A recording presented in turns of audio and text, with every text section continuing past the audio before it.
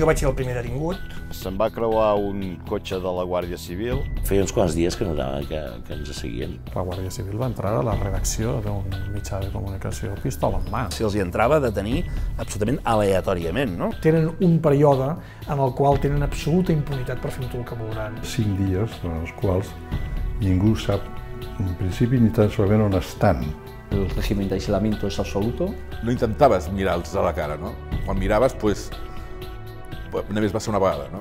Doncs, cops. Quan hem de respirar, se t'enganxava el plàstic als llavis.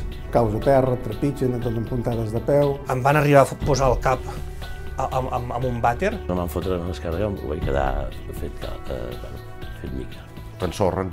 La majoria liberal jo crec que ho aconsegueixen.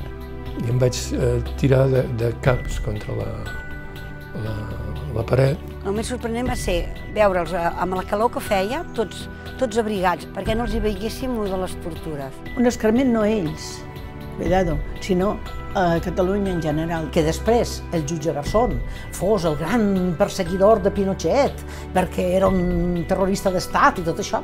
Jo no sé com aquesta doble moral, com poden dormir després de la nit.